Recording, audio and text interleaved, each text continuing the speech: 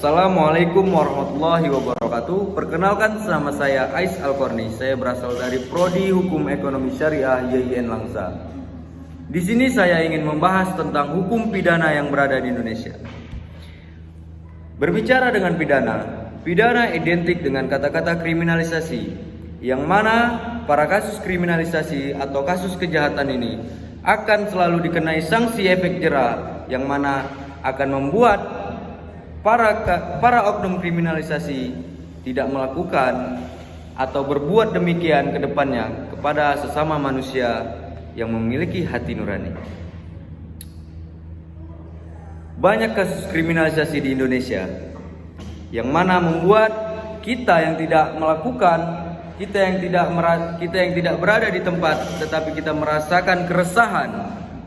Mereka berbuat kriminalisasi kepada sesama kita, kepada sesama manusia, demi menginginkan kepentingan pribadinya.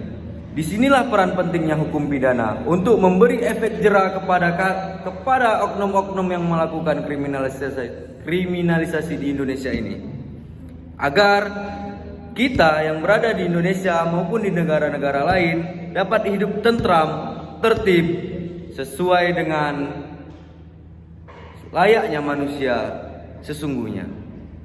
Nah, di sini adapun contoh-contoh kasus kriminalisasi yang dapat dijerat hukum pidana, agar mereka yang melanggar hukum yang berada di Indonesia ini tidak dapat mengulangi perbuatannya. Yaitu adapun mereka yang melanggar dari kasus pembunuhan, pencurian atau perampokan, penipuan, pemerasan, penganiayaan, dan kriminalisasi lainnya, yang mana ada rekan-rekan saya yang akan menjelaskan dengan sesuai tema-tema mereka masing-masing pada video ini. Assalamualaikum warahmatullahi wabarakatuh. Saya Dewi Puspita dari Prodi Hukum Ekonomi Syariah semester 3 unit 1. Nah, di sini saya akan membahas terkait asas-asas di dalam hukum pidana. Sebelum membahas itu, saya akan menjelaskan maksud dari asas. Nah, jadi asas adalah sebuah dasar, fondasi, ataupun peraturan-peraturan yang bersifat fundamental. Kemudian, di dalam hukum pidana terdapat beberapa asas. Yang pertama ada asas legalitas. Yang dimaksud dengan asas legalitas ini sesuai pasal 1 Kitab Undang-Undang Hukum Pidana, yang memiliki arti bahwasanya suatu perbuatan itu tidak dapat dikenai hukuman pidana sebelum adanya undang-undang yang mengatur terkait perbuatan tersebut. Nah, yang kedua itu ada asas teritorialitas atau wilayah. Maksud dari asas ini misalnya ketika si A melakukan kejahatan di negara B, maka si A akan diadili atau dihukum sesuai hukum yang ada di negara B. Kemudian yang ketiga itu ada asas nasional pasif atau perlindungan. Asas ini melekat pada diri warga negara Indonesia walaupun ia tinggal di luar negeri. Misalnya ketika itu ia menghina Presiden Indonesia, maka ia akan berhak diadili sesuai hukum yang ada di Indonesia. Kemudian yang keempat, ada asas personalitas atau nasionalitas aktif. Asas ini disebut juga sebagai asas perlindungan terhadap warga negara asing yang melakukan tindak kejahatan dengan warga negara Indonesia. Kemudian yang terakhir ada asas universal. Maksud dari asas universal ialah menyamakan suatu kejahatan di negara satu dengan negara lain itu sama. Contohnya seperti di Indonesia. Nah, di Indonesia itu menganggap teroris adalah suatu kejahatan. Maka di negara lain teroris juga dianggap sebagai sebuah kejahatan. Sekian penjelasan dari saya. Selanjutnya akan dibahas oleh rekan-rekan saya. Assalamualaikum warahmatullahi wabarakatuh. Perkenalkan, nama saya Nisma Haryani Namani dari Prodi HES semester 3 unit 1. Di sini saya akan menjelaskan selanjutnya terkait ruang lingkup hukum pidana. Ruang lingkup hukum pidana terbagi menjadi dua bagian, yaitu hukum pidana material dan hukum pidana formil.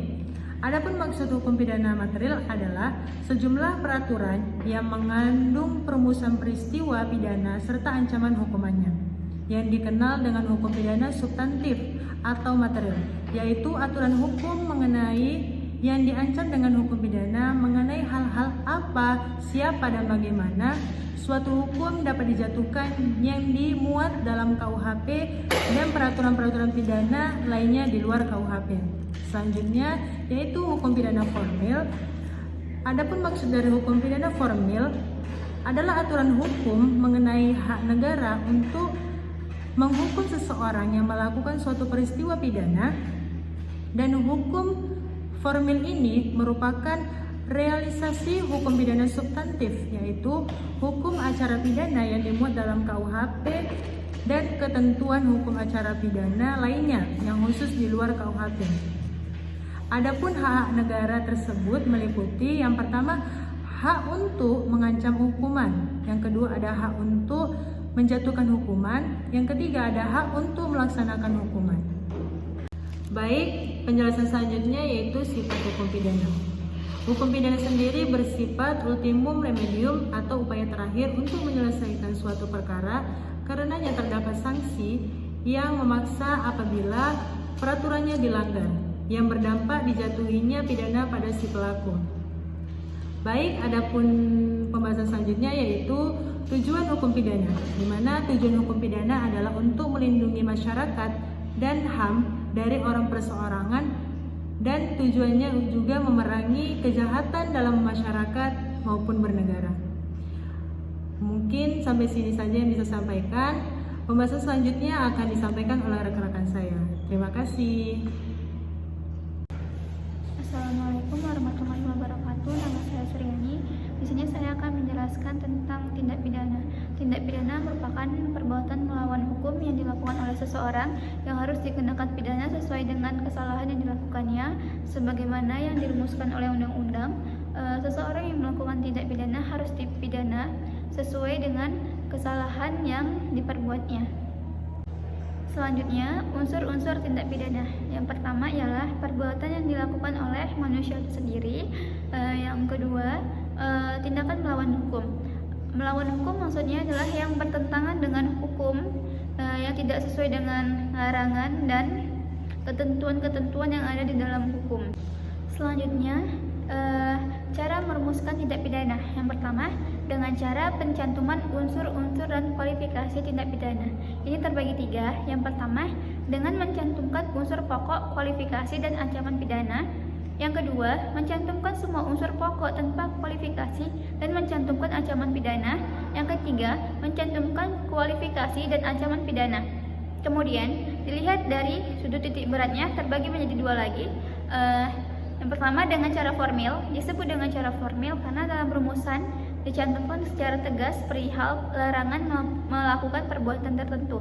Yang kedua, dengan cara material.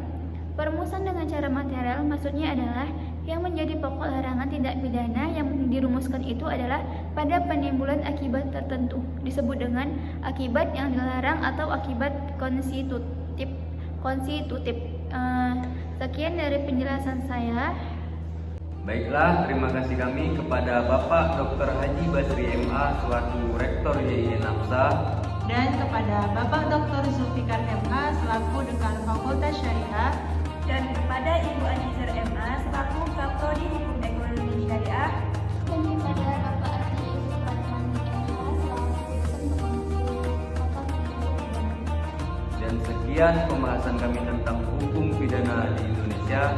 Wabillahi taufiq wal hidayah. Assalamualaikum warahmatullahi wabarakatuh.